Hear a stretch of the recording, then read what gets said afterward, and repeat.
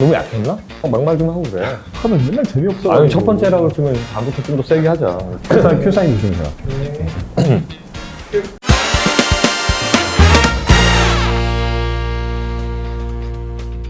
요즘 약이 참 많이 좋아졌죠. 약 앞에 최첨단이라는 말이 붙을 정도로 신약에 대한 가치도 상승하고 있고요. 기존에는 예상하지 못했던 기존에 가진 약들이 계속해서 나오고 있습니다. 그런 상황이기 때문에 가장 요즘 제약업계에서 화두가 되고 있는 키워드가 있죠. 바로 약가입니다. 오늘부터 그 급여 바라보기, 급바보라는 코너를 신설해서 저희 우리나라 약가 제도와 관련된 중심 키워드나 혹은 특정 제도의 시간대마다 선정해서 저희가 그 주제에 대해서 한번 풀어보는 자리를 마련하도록 하겠습니다. 저희 급바보에서는 그 기존에 좀 기사에서 딱딱하기 때문에 아무래도 다루기 힘들었던 내용이라든가 오프 더 레코드까지는 아니더라도 숨겨진 뒷이야기들 이런 얘기들 한번 좀 자연스럽게 풀어볼 생각이니까요. 좀 편안하게 보시는 분들도 봐주셨으면 좋겠습니다. 네, 본격적인 시작에 앞서 저랑 함께 앞으로 급바보 진행을 같이 해주실 저희 게스트분을 소개해드리도록 하겠습니다. 한국글로벌의학산업협회에서 약가 담당 업무를 담당하고 계시는 류치영 본부장님 모시겠습니다. 네, 안녕하십니까. KRPA 류치영 본부장입니다. 쉽게 이제 풀어서 이야기를 드려야 할 텐데 제가 업계에 약간 진지충으로 소문이 나 있습니다. 그래서 재미있게 풀어드릴 수 있을지는 모르겠으나 어쨌든 최선을 다해서 진지충이라고 하셨지만 그래도 여기서는 조금 힘을 내주시길 바라고요. 일단 그러면 오늘 첫 번째 시간 한번 시작해 보도록 하겠습니다. 어기자의 급바보 저희가 처음으로 선정한 키워드는요 바로 RSA입니다.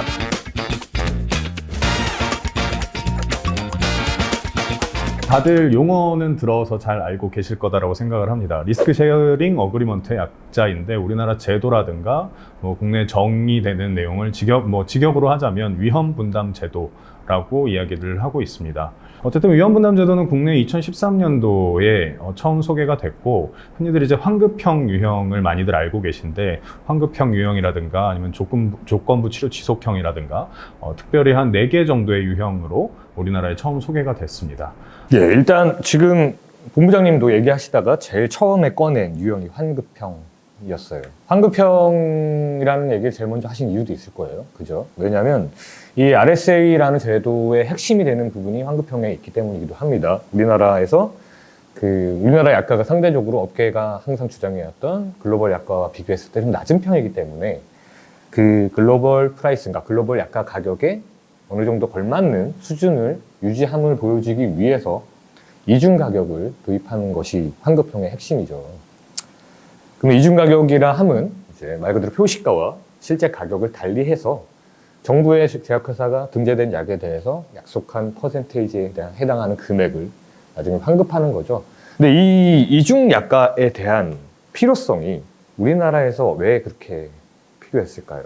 잘 알고 계시다시피 우리나라는 약제 상한 금액을 매월 정해서 고시를 하고 있습니다. 신약에서 들어갈 때 이제 상한 금액이 설정이 돼서 고시가 되어야 하고, 근데 이제 이중약가가 왜 필요한가에 대한 문제점은 사실상 IRP, 그러니까 인터내셔널 레퍼런스 프라이싱에서 그 문제점을 찾아볼 수가 있습니다. 2013년도에 RSA가 도입되기 이전에는 사실 우리나라가 국제적으로 요구하는 가격을 그 하나의 가격으로 책정을 할 수가 없는 구조였습니다. 2013년도 이후에 중증질환 약제라든가 항암제라든가 이런 약제들의 그 접근성, 보장률 자체가 굉장히 큰 폭으로 상승한 것을 보시면 아마 그 필요성에 대해서 알 수 있으실 거다라고 생각이 들고, 근데 저는 이 환급형이 사실 지금 제일 많기도 하고 그리고 많이 적용이 되고 있어서 RSA의 대표적인 대명사처럼 이제 사용을 하고 있긴 하지만 이 환급형에 대해서 굉장히 좀 우려를 많이 갖고 계시는 시각도 한편으로 있는 것은 알고 있습니다. 그런데 저는 하나 좀 그 우려의 시각이로 하면 보통 이제 정부나 시민단체 쪽을 말씀하시는 거죠? 네, 예, 맞습니다. 예. 업계는 사실상 이 환급형의 확대를 지속적으로 좀 주장을 해왔습니다. 실질적으로 위험분담제가 좀 범위가 지속적으로 확대가 되어 가고 있고, 그리고 경평 면제라는 제도도 생겨서 이제 위험분담제 틀 안으로 들어오긴 했지만, 여전히 사실 환급형에 대해서는 좀 적용이 부족한 편이다. 그래서 환급형 좀 확대를 하는 것이 필요하다라고 주장을 하고 있습니다. 근데 아까 우려라고 말씀을 드렸는데, 예. 그 우려가 사실은 투명하지 않다. 예. 라는 우려들을 많이 하고 계십니다. 가격이 투명해야 한다. 투명성의 문제. 네, 맞습니다. 근데 저는 여기서 하나 좀 반문을 하고 싶은 것이 누구를 위한 투명성인가? 라는 걸 좀 이야기를 하고 싶습니다. 사실 우리나라에서 신약이 개발되고는 있긴 하지만 아직까지 그렇게 많은 신약들이 개발이 되지는 못했고, 대부분 해외에서 글로벌 회사들로부터 수입을 하게 되는데, 글로벌 회사 입장에서는 사실 약제가 공공재적 특성을 가지고 있긴 하지만 국제적으로 어디에서 먼저 신약을 가지고 올 수 있느냐는 사실 경쟁의 문제입니다. 경쟁의 문제인데, 그 경쟁에서 가격적인 요소도 무시를 할 수가 없다라는 부분인 거죠. 사실은 그래서 이제 환급형이 소개가 된 부분이 있고, 환급형 같은 경우에는 표시가는 높여주더라도 실제가는 우리가 원하는 가격, 경제적인 가격으로 갈 수 있기 때문에 사실상 건강보험 재정에는 영향이 없는 그런 제도라고 볼 수 있을 것 같습니다. 그런데 말씀하신 걸 들어보면 그런 글로벌 투명성을 위해서 우리나라 환자들에게 약을 안 줄 것이냐에 대한 얘기를 하시는 거잖아요. 그죠? 물론 국제적인 경쟁이 있고 그런 부분 때문에 국제적인 참조 가격이 중요해지기 때문에 우리나라만 깨끗하게 해서는 우리나라가 국민들에게 환자들에게 혜택이 가지 않는다.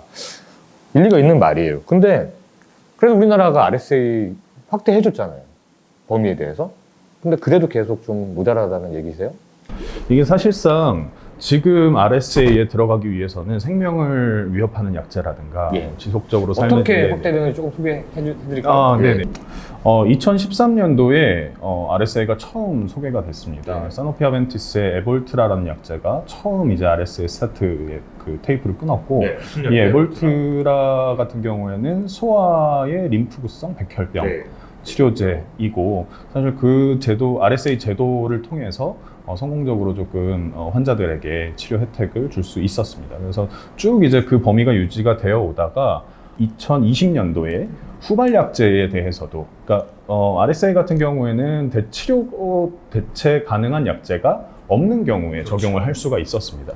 그런데 이제 사실상 퍼스트 인 클래스 최초 개발된 네네. 신약만 진입이 가능했던 네, 것으로 맞습니다. 알죠.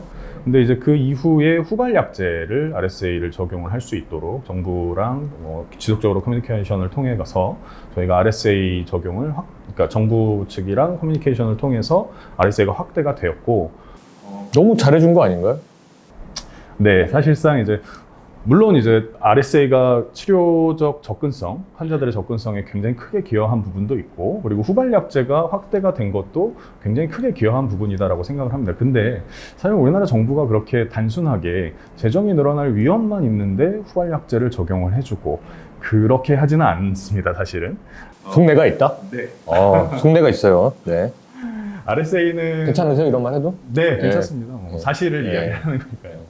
RSA 같은 경우에는 이제 그 계약 기간이 원래 5년이었습니다. 기본 계약 기간이. 네. 기본 계약 기간이 5년이었고 5년 이후에 지속적으로 재평가를 거치게 되고, 급여 기준을 확대를 한다든가 이렇게 해서 급여 기준에 변화가 있을 때도 계속 재평가를 해야 하는 구조였습니다. 그리고 2020년도에 후발약제가 확대가 되면서 이 텀이 4년으로 줄었습니다. 재평가하는 텀이. 네. 재평가하는 텀이 4년으로 줄어들고 후발약제가 들어왔는데, 후발약제가 등재될 때 후발약제의 실제 가격은 선발약제의 가격을 넘을 수가 없습니다. 그렇죠. 우리나라 거의 등재 제도의 근본 원칙 중 하나. 네네. 그리고 선발약제 같은 경우에는 재평가를 거칠 때 후발약제를 참조해서 평가를 하게 됩니다. 실질적으로 상호 간의 비교를 하면서 평가를 해서 계단식으로 약간 계속 인하될 수밖에 없는 구조다.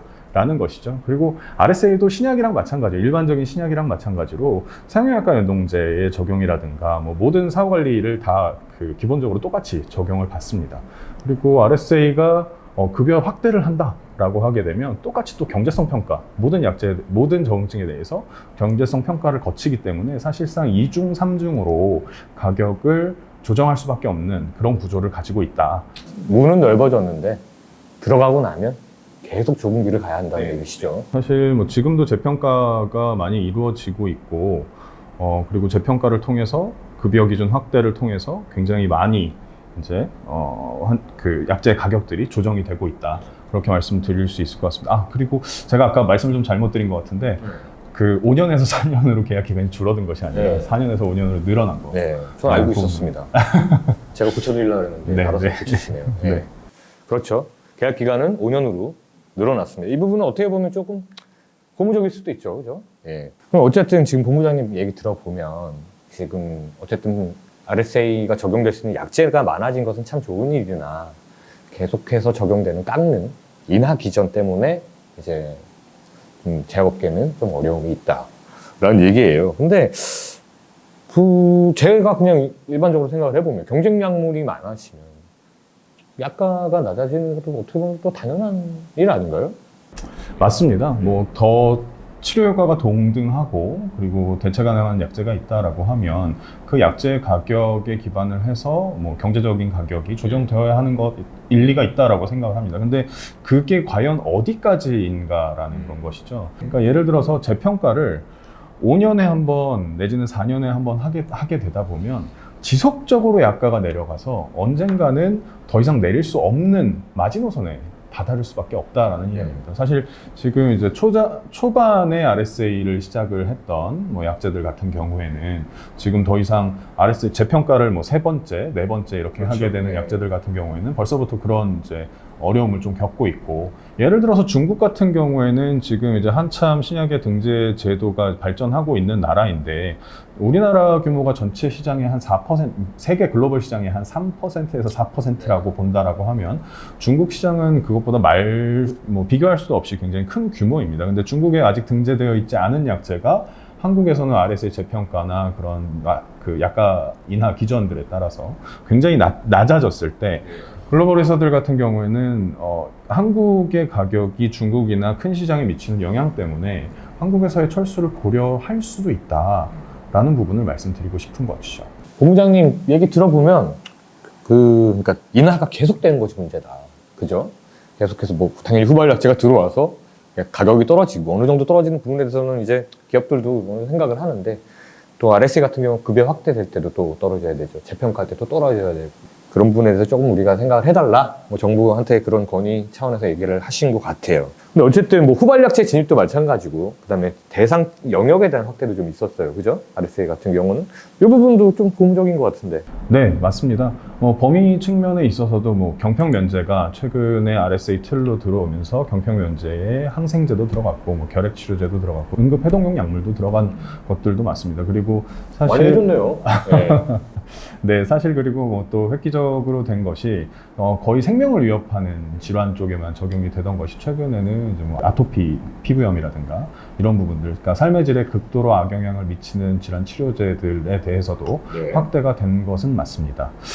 그런데 여전히 사실 오늘 제가 말씀드리고 싶은 게 지금 이제 뭐 그 가격 인하 이슈라든가 이런 부분에 대해서 이야기를 하고 있지만 저는 여전히 이 RSA 범위 부분에 대해서 좀 말씀을 좀 드리고 싶습니다. 아직도 모자르다? 네, 맞습니다. 사실 아까 말씀드렸다시피 RSA는 더 이상 위험 분담제라는 이름을 달고 있긴 하지만 환급형에 한해서는 위험한 제도가 아닙니다. 회사가 합의한 그 실제 환급률만큼 다 환급을 다 하고 있고 실제로 그 환급 금액이 굉장히 또 규모도 큽니다. 경제수평가도 다 하죠. 네, 경제수평가도 다 거치는 그런 제도인데 굳이 왜 이것을 중증 희귀질환 그리고 생명을 위협하는 질환 이렇게 범위를 한정지어야 하는가라는 것에 대해서 좀 근본적인 문제인식을 좀 가지고 있습니다. 아까 투명성을 말씀을 드렸는데 우리나라 환자들이 좀 더 접근성을 가지고 더 잘 치료받고 더 신속하게 좋은 약으로 치료받기 위해서는 좀 전향적으로 환급형 제도에 대해서는 뭐 사실 약재가 중증질환에만 신약이 나오는 것이 아니지 않습니까? 그리고 뭐 희귀질환에만 신약이 나오는 것도 아니고 그리고 이제 뭐 만성질환에서도 충분히 이제 그 치료제가 나올 수가 있는데 이런 치료제들이 가격 때문에 환급률을 충분히 받을 수 있는데 표시가 때문에 한국의 등재가 어려운 상황이다라고 하면 이런 환급률에 대해서 좀 환급률을 적용을 해서 환급형 RSA를 좀 확대를 하는 것을 전향적으로 검토를 해볼 필요도 있다라고 생각을 합니다. RSA 범위가 됐지만 아직까지 사각지대가 존재한다. 사실 사각지대를 조금 더 말씀을 드리면 최근에 이제 아이서와 관련된 논의가 예, 좀 아이서. 있었습니다. 근데 이제 아이서 값이 굉장히 우리나라는 아직 현실을 반영을 하지 못하고 임대값 있다. 상향에 대한 얘기하시는 거죠? 네, 맞습니다. 현실을 반영을 하지 못하고 있다라고 이야기를 했지만 그거에 대한 우려들이 많아가지고 아직까지는 그게 가시적으로 성과가 나오지는 않았습니다. 그런데 얼마 전에 또 합의를 이루지는 못했죠. 네, 좀 아픈 부분이기는 하지만 여전히 뭐 사회적 합의가 필요한 부분인 것 같습니다. 그러다 보니 제가 예를 들어서 조금 설명을 드리겠습니다. 우리나라에서 RSA의 한 축으로 이용되고 있는 경제성 평가 면제 제도는 중증 질환이나 희귀 질환 치료제에 대해서 저희가 적용을 하고 있는데 희귀 질환으로 심평원에서 평가를 받기 위해서는 희귀 난치성 질환 산정 특례 대상의 질환에 들어가야 합니다. 그렇죠.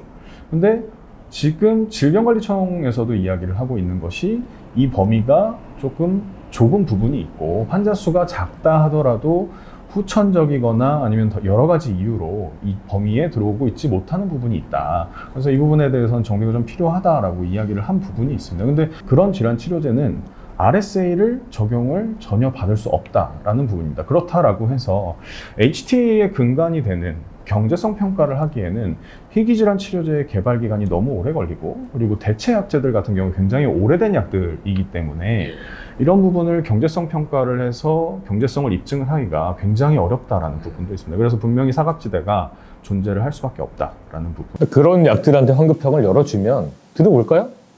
네, 저는 들어올 가능성이 대체약제가 그렇게 싼데? 당연히 들어올 가능성이 당황하신 높아질 네. 들어온다는 얘기시죠? 당연히 들어올 가능성이 높아질 것이다라고 생각을 합니다. 물론 이제 회사의 비즈니스적인 판단에 따라서 뭐 들어오는 모든 세계에서 허가받은 모든 약들이 우리나라에 다 들어와야 된다. 뭐 이런 건 아닌데 그런 거는 협회에서 많이 설득해 주시면 되겠네요. 그런 부분은. 네, 그러니까 한마디로 본부장님 말씀 조금 지금 주신 말씀 좀 얘기를 종합해 보면 지금 RSA 확대되는 영역 부분과 경제성 평가나 면제라는 우리나라의 어떤 등재제도의 어떤 지금 뭐라 그래야 되죠? 어떤 큰 개선안이었던 두 가지의 제도가 여태까지 발전은 해왔지만 이 영역 안에 들어가지 못하는 약들이 아직 존재하니 그런 부분에 대한 고려가 필요하다. 그 사각지대에 대한 이야기를 좀 해주신 것 같아요. 네, 지금 오늘 좀 RSA 가지고 얘기를 한번 해봤는데 뭐 정부 입장에서 당연히 보험 재정을 생각해야 됩니다. 저희들 세금으로 다 국민건강보험료를 내고 있죠. 그 안에서 이제 필요한 약들을 걸러내고 등재하는 과정에서 이런 고민들을 할 수밖에 없기 때문에 또 생기는 업계와의 갈등도 있고 환자와의 갈등도 있고 또 요새는 또 약을 쓰시는 전문의 분들과의 또 여러 가지 상황들도 발생하고 있는 것 같습니다.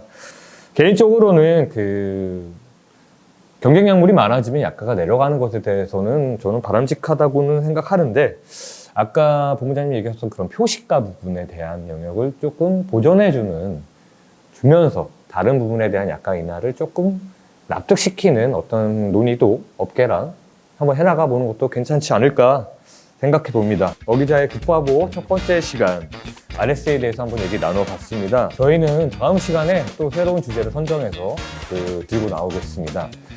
혹시 독자분들 중에서 저희가 급바보 코너에서 꼭 다뤘으면 하는 주제나 키워드, 제도 있으시면 지금 밑에 나가는 제 이메일 주소로 편안하게 연락 주시면 저희가 논의를 진행해서 꼭 다뤄볼 수 있도록 하겠습니다. 감사합니다.